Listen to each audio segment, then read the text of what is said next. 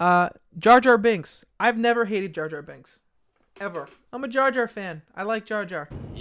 I think if you're like under the age of like 25, I don't really think you hate Jar Jar Binks. I think the people who hate Jar Jar Binks are the people who are already adults when Phantom Menace came out. Jar Jar has a very specific purpose to serve in the Phantom Menace. He's there for a very specific thematic reason. I'll give you a hint. He's there for the same reason the Ewoks were there in Return of the Jedi. If you're someone who despises the Ewoks and don't get their purpose, you're also going to hate Jar Jar and the Gungans. I don't. I love it. I love the message that Jar Jar is carrying through all his goofiness. We'll go into that someday because I got a lot of things to say about Star Wars, clearly. I love the fact that whenever George is asked, who's your favorite Star Wars character, he always says Jar Jar Binks as like a little dig. I know you guys hated him.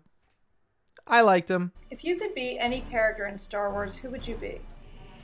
I don't know. I like all the characters. Jar Jar Binks. Boop. There you go. I loved it. He kept shoving him in Clone Wars too. You know what it is? You know what it is about Jar Jar Binks? That this is why people hate Jar Jar Binks. Half of all Star Wars characters look like cartoon characters. Yoda looks like a cartoon character. Jabba the Hutt looks like a cartoon character. But the difference is they don't act like cartoon characters. Yoda is like the wisest guy in the galaxy who's just like teaching Zen to Luke. And Jabba the Hutt is Marlon Brando from The Godfather. Jar Jar Binks looks like a cartoon character and he acts like a cartoon character. I mean, George has said that Jar Jar was based off of Goofy. Not very many people realize that Goofy was the inspiration for Jar Jar Binks. I know you'll look at him differently now. I love Goofy, and I love Jar Jar Binks. I just try to remember back what it was like when I was young, and what I got from Disney. When George made The Phantom Menace, he's changing how he wants people to experience Star Wars. It's called Episode 1 for a reason. Phantom Menace is meant to be, going forward, where you start with Star Wars. And George Lucas knows his audience. He knows that most people are shown Star Wars when they're children. The entire second act of the film is based around Anakin Skywalker, who's 9. The opening sequence of the film, the first thing we see is 2 Jedi being transported somewhere, and the ship that they're being transported on is captained by a 12-year-old. Queen Amidala, Padme, is meant to be 14 years old in that movie. There's a child's point of view. It's everywhere. Jar Jar Binks is a product of the movie that he exists in. You don't really see Jar Jar Binks going forward. He's got a very small role in Attack of the Clones, and he's basically non-existent in Revenge of the Sith because that's the big tragedy. It's the one where our main character turns to the dark side and burns for his sins.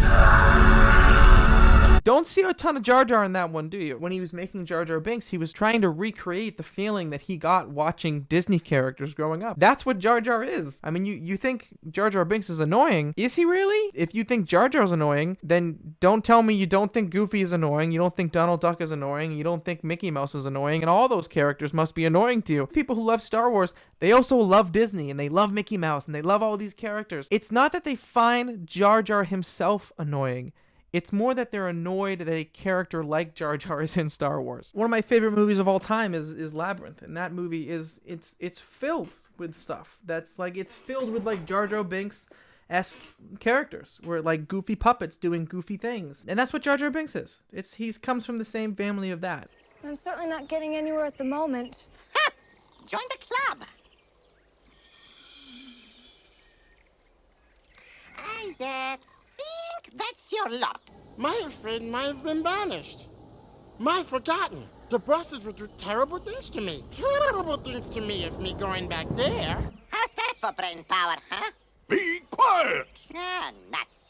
Miss, clumsy. Join the club. If you're not okay with that and you don't want to see just like silly things happening for the sake of like making a little kid laugh, if you despise that in your Star Wars movies, then obviously you're going to hate Jar Jar Binks. George came to me with the character and basically said, he's amphibious, he's tall, he means well, but he's always putting his foot in his mouth, and he's like a combination of Charles Chaplin and Danny Kaye and all those kind of slapstick comedians that ever happened. The people that I think were the hardcore Star Wars fans may have had a problem simply because he was new and because he was kind of a funny one. But children loved him. Star Wars doesn't need to be awesome and badass and strictly for adults all the time. Sometimes we can just sit back and have a silly moment and have a silly character, and that's fine by me. It's the silly moments that sometimes make it. I mean, they've always been there. There is a Star Wars movie out there that has no silly moments and has nothing in there that would just make like a child laugh. It's called Rogue One, and it happens to be my least favorite Star Wars movie. I know some people want Star Wars to be awesome all the time, and that's fine, but that's not me. I think there's a balance to be had, and I think Jar Jar Binks fits right in. Maybe I like him even more because everybody else hates him, and someone's got to stand up for Jar Jar. Someone has to stand up for Jar Jar. Maybe not, though, because like I said, if you're under 25, do you really hate Jar Jar Binks? Ask yourself that question. I think the answer might be no.